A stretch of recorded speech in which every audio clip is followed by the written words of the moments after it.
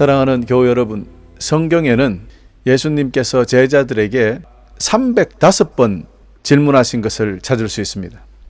이 질문들은 우리의 믿음의 깊이와 우리의 의지, 그리고 주님과 우리 관계에 대해서 깊이 점검하게 하는 귀한 의미가 담겨 있습니다.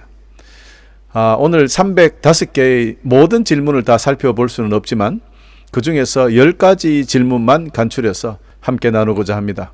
이를 통해서 우리가 주님을 믿고 따르는 성도라면 이 질문들에 대해 분명한 답을 가져야 할 것이다. 여러분, 오늘 우리 모두 함께 주님의 질문들에 어떻게 대답할 수 있을지 점검하고 겸비하는 그런 귀한 시간이 되기를 간절히 소망합니다. 첫 번째 질문, 너희는 나를 누구라 하느냐? 예수님께서 제자들에게 던지신 이 질문은 제자들의 믿음의 깊이를 시험하는 결정적인 질문입니다. 베드로는 이 질문을 받고 성령님의 감동으로 주는 그리스도시요 살아계신 하나님의 아들이나이다, 이렇게 놀라운 대답을 합니다. 주님께서 이 대답은 육신의 생각으로 나온 것이 아니라 성령님의 감동으로 나온 것이라고 확인해 주었어요. 여러분, 아무나 이렇게 고백할 수 있는 것이 아니라는 것을, 성령 받은 자들이 이렇게 고백할 수 있다는 것을 말씀하시는 거죠. 자, 또 부활하신 주님을 만난 도마가 나의 주님, 나의 하나님이라고 고백합니다. 여러분, 이는 사람이 예수님께 드릴 수 있는 가장 위대한 고백이 되었습니다. 주는 그리스도시요 살아계신 하나님의 아들이시다 라는 고백을 한층 더 업그레이드 된 거예요. 여러분, 하나님의 아들에서 하나님으로 인정해버리는 도마의 고백. 그렇다면 오늘 지금 우리는 예수님을 누구라고 고백하고 있을까요? 우리가 예수님을 진정한 그리스도요 하나님의 아들이요 우리의 하나님으로 고백하고 있는다면 우리의 삶은 그분의 가르침과 사랑 안에서 필연적으로 변화되고 있을 것입니다. 아니, 변화되어야 합니다. 예수님을 믿고 따른다는 것은 단순한 지식이 아니라 우리 삶의 중심을 그분께 두고 매일의 삶 속에서 그분의 진리와 사랑을 실천하며 그분의 영광을 나타내는 삶을 살아가도록 변화될 것이다 라는 것입니다. 여러분, 우리는 어떨까요? 두 번째, 너는 나를 믿느냐? 예수님께서는 우리의 믿음을 무엇보다 소중히 여기십니다. 무릇 살아서 나를 믿는 자는 영원히 죽지 아니하리라. 이것을 네가 믿느냐? 라는 이 질문 속에는 우리 삶 속에 그분의 존재와 영생의 약속이 얼마나 뿌리 깊게 내리고 있는지 성찰해 보라는 도전입니다.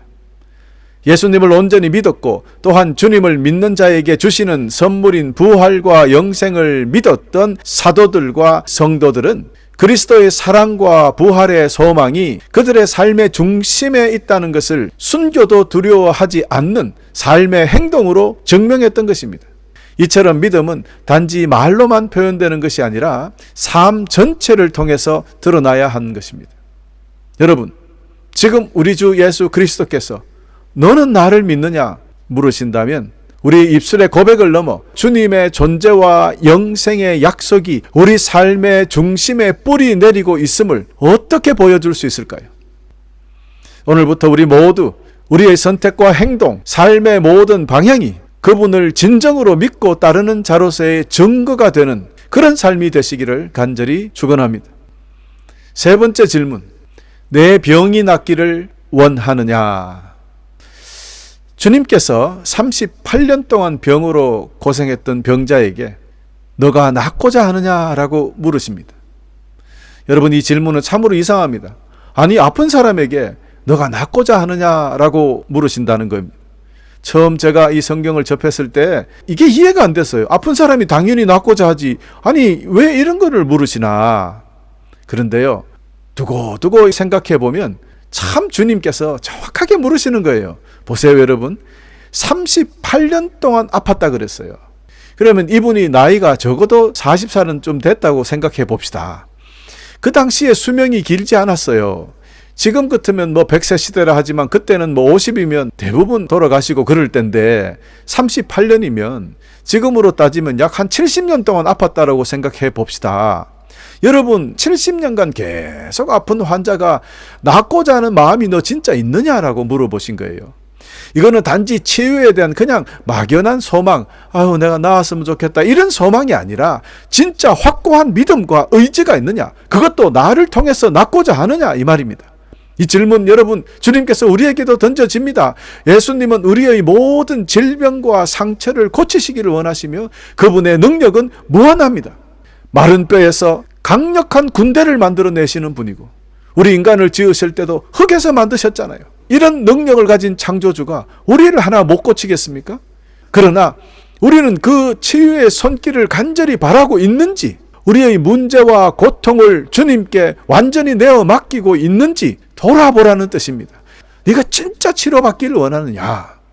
막연하게 우리는 입으로 소원을 자꾸 이야기하죠. 뭐 나았으면 좋겠는데 오랜 기간 동안 앓다가 보면 그게 자기 삶의 패턴이 되어버립니다.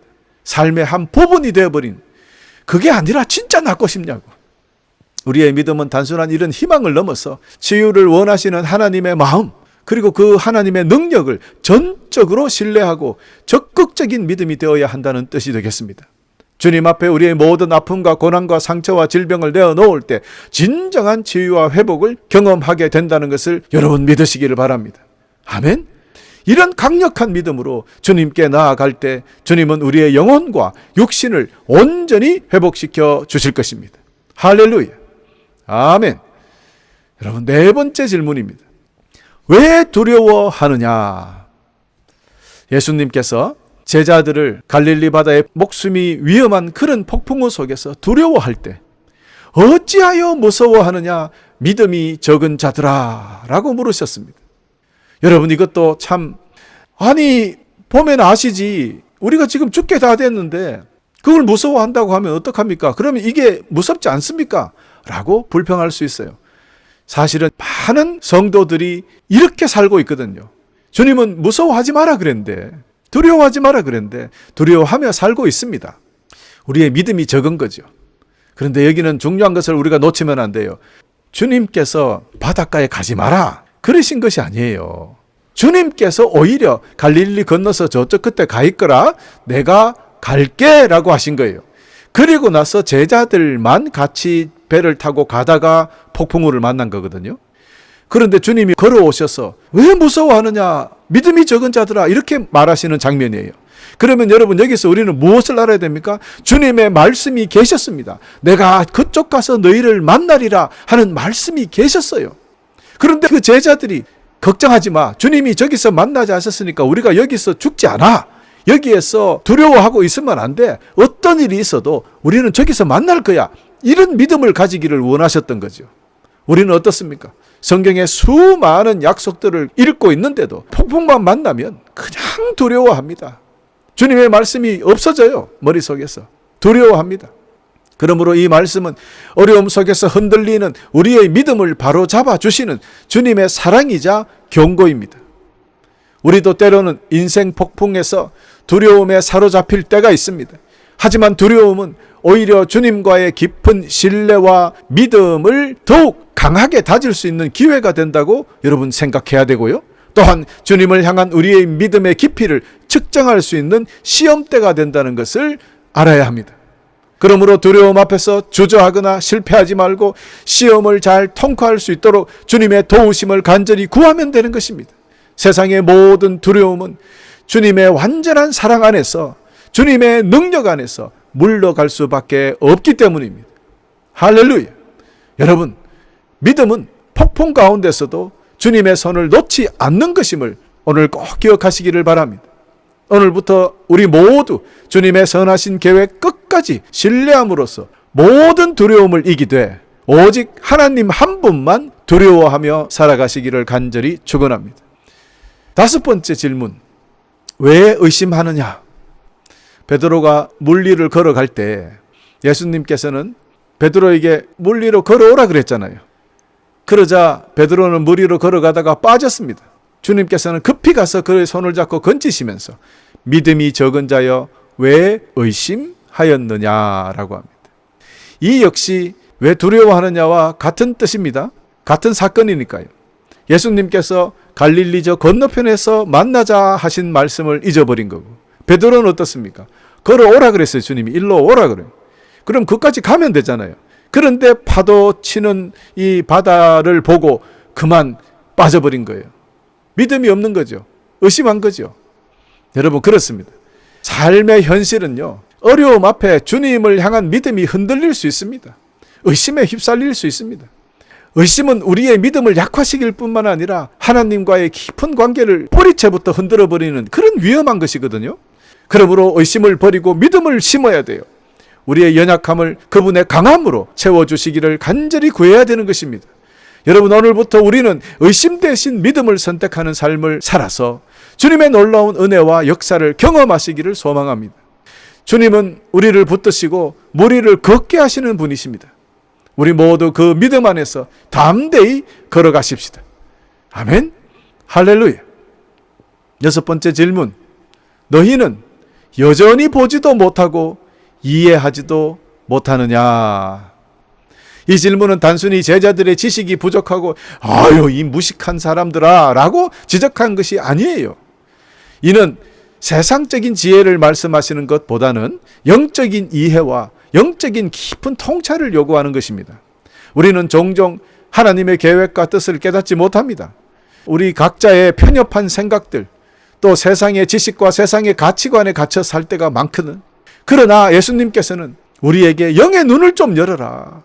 그래서 하나님의 뜻을 이해하라고 강력히 권면하고 계십니다. 하나님의 말씀은 단지 읽는 것에서 그치는 것이 아니라 그 말씀을 깊이 기도하며 묵상하며 그 속에서 하나님의 마음과 계획을 발견하는 것인데, 이것이 바로 진짜 신앙생활인데요. 성경을 통해서 예수님의 말씀을 묵상하고 그분의 뜻을 깨달아 사는 삶을 살아갈 때 신령한 것들을 볼 수 있는 영적인 눈이 떠진다는 거예요. 여러분, 오늘부터 우리 모두 영의 눈이 활짝 열려서 하나님의 놀라운 계획과 섭리와 진리를 깨달아 삶의 모든 순간 속에서 그 놀라운 기쁨 속에 살아가시기를 간절히 축원합니다. 할렐루야. 7번째 질문. 너희도 나를 떠나고 싶으냐?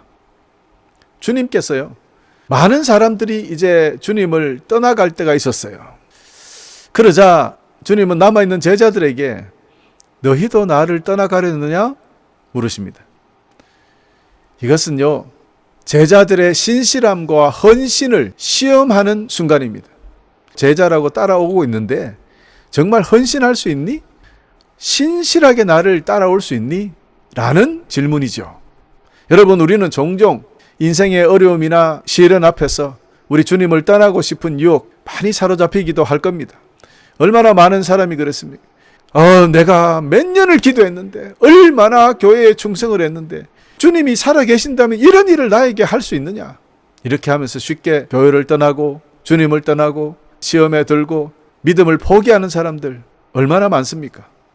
저는 목회를 하면서 교회를 떠나는 분들, 믿음을 포기하는 분들을 볼 때 잘 믿고 있는 성도들님들한테 이 질문을 하고 싶을 때가 많았어요. 당신들도 떠나가고 싶습니까? 당신도 주님 믿기 싫어요? 이렇게 묻고 싶어요. 목회를 하면서 이 질문을 하신 주님의 마음을 조금이라도 이해할 수 있을 것 같다는 거예요. 주님께서는 구원의 진리를 알지 못한 채 떠나가는 그 영혼들을 바라보시면서 주님의 마음은 얼마나 슬프고 얼마나 답답하셨을까, 그렇게 느끼게 된다는 겁니다. 자기들이 원하는 것, 그 당시 같으면 예수님이 로마 군인들을 다 물리치고 독립을 시켰어. 예수님이 자기들의 왕이 되는 것을 원했는데 주님은 골고다 언덕에 십자가 지기를 원하시니 그들은 그만 주님을 떠나버린 거 아니에요. 자기들이 원하는 것을 이루어 주지 않는다고 그분이 메시아가 아니라고 생각해버린 겁니다. 얼마나 많은 교인들이 예수를 믿는다고 하면서 그 옛날 이스라엘 백성들처럼 내가 원했던 게 이루어지지 않으면 떠나버립니까? 얼마나 많은 자들이 그럴까요? 너희로 나를 떠나고 싶으냐? 이렇게 물으신 예수님의 질문은 제자들에게 또 저와 여러분에게 강력한 믿음을 촉구하는 사랑의 외침이었다. 여러분 잊지 마시기를 바랍니다. 사랑하는 형제자매 여러분, 우리는 오늘 또 내일 또 수많은 도전과 유혹을 마주할 것입니다. 하지만 어떤 상황에서도 주님을 떠나지 마시기를 바라요. 주님의 말씀대로 살아가는 것이 성도의 사명이고, 그렇게 살아가다 보면 그 믿음의 길 끝에 천국 문이 있는 것입니다. 그러므로 우리 모두 이 믿음의 길에서 끝까지 주님을 붙잡고 그분의 사랑에 응답하면서 진정한 평안과 영생을 누리며 살아가는 여러분 되시기를 간절히 축원합니다. 8번째, 성경이 뭐라고 말하느냐? 예수님은 성경을 통해서 우리의 마음 깊숙이 다가와 물으십니다. 율법에 무엇이 기록되어 있느냐? 너는 어떻게 읽었느냐? 여러분, 성경을 읽을 때마다 주님께서는 사실 이것을 우리 마음속에 질문하시는 거예요. 성경 읽고 나면 주님의 이 질문을 마음속에 깨달아집니까? 이 질문은 우리가 성경을 통해서 하나님의 말씀을 너는 지금 어떻게 받아들이고 있니? 그리고 이 말씀을 너 삶에 실제적으로 어떻게 적용하고 살고 있느냐 물으시는 거예요. 성경은 단지 소설책처럼 읽고 좋은 말이다 이런 책이 아니죠. 그것은 우리의 영혼을 살리고 하나님의 뜻을 깨닫게 하는 살아있는 지침서입니다. 그래서 제가 성경책을 인간 사용 설명서라고 많이 말씀드렸잖아요. 여러분, 그렇게 성경을 읽을 때마다 단순히 글자와 문장의 의미를 넘어서 그 말씀 속에 담겨진 하나님의 살아있는 말씀의 뜻을 깊이 깨닫고 헤아려야 한다는 것입니다. 또 그분의 말씀은 우리 삶의 기준이기에 그 말씀 속에서 우리의 길을 찾고 실천하는 것이야말로 진정한 신앙인의 자세가 될 것이다. 여러분, 오늘부터 우리 모두 성경 말씀을 우리 삶의 중심에 두시기를 간절히 축원합니다. 그리고 그분의 뜻이 이루어지기를 간절히 소망합니다. 우리가 이렇게 살아갈 때 우리는 하나님의 풍성한 은혜 가운데 참 평안과 즐거움을 누리는 삶을 경험하게 되실 것입니다. 할렐루야. 9번째 질문, 누가 나를 만졌느냐? 예수님께서 무리 속에서 길을 지나가시는데 자신을 만진 12년 동안 혈류병으로 고생한 여인 주목하는 장면입니다. 그분이 우리의 믿음의 행동, 실천을 얼마나 중요하게 여기시는지 보여주는 귀한 장면이죠. 예수님께 나아가는 우리의 행위는 단순한 행동 그 이상이 되어야 합니다. 이는 우리의 믿음이 주님의 응답을 이끌어내는 중요한 요소임을 시사하는 것입니다. 이 여인의 이야기는 우리가 신앙을 단지 머리로 이해하는 것이 아니라 예수님께 가까이 나아가고자 그분과 깊은 관계를 맺으며 실제로 그분의 은혜를 체험하는 삶을 살아야 한다는 중요한 교훈을 줍니다.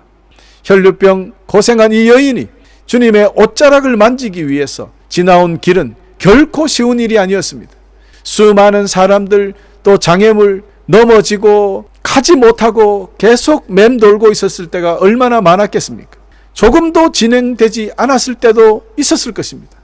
그러나 그 모든 장애물을 넘어서 다가가야 했던 그 행동은 그녀의 절박함과 강한 믿음을 그대로 담고 있는 것이죠. 여러분, 우리 삶에서도 이 여인과 같은 결단이 필요합니다. 비록 인생의 어려움이 우리를 막고 있고 때로는 포기하고 싶은 유혹이 있을지라도 그 모든 장애물을 이겨내고 예수님께 날마다 더 가까이 나아가야 합니다. 그리하여 우리는 주님의 옷자락을 만지듯 주님과의 깊은 만남을 통해서 구원을 경험하는 그런 은혜가 여러분의 삶에 가득하기를 간절히 소망합니다. 예수님께서는 그런 믿음을 주목하시며 축복의 손길로 응답해 주셨던 것입니다. 오늘부터 우리 모두 이 진리를 붙잡고 매일 주님께 나아가는 믿음의 걸음을 쉬지 말고 걸으시기를 다시 한번 축원합니다. 할렐루야. 마지막 10번째 질문입니다. 너는 나를 사랑하느냐? 예수님께서 부활하신 후에 베드로에게 3번씩이나 물으신 질문이죠. 이 질문은 우리의 영혼 깊숙이 뿌리내린 그리스도와의 사랑의 관계를 되새기고 성찰을 촉구하는 질문이었습니다. 베드로가 3번 예수님을 모른다 하니까 주님도 3번 물으신 거 아닌가 이렇게 해석하는 신학자들이 많죠. 그러나 제가 생각해 볼 때 그거 3번 모른다고 했는데 주님이 또 거기에 맞춰가 3번이나 물었다면은 주님이 뭐 이렇게 쪼잔하게 보이잖아요. 뭐 아니 3번 하면 그냥 한 번만 해도 되지. 또 다른 또 신학자의 해석은 성부 하나님으로 한 번은 물으시고 2번째는 성자의 입장에서 물으시고 한 번은 또 성령 하나님의 입장으로 물으시고 그래서 3위의 하나님이니까 3번 물었다. 뭐 그럴 수도 있겠지만 3이라는 숫자는 완전수거든요. 그래서 완벽하게 네가 나를 사랑하느냐 저는 그렇게 해석해요.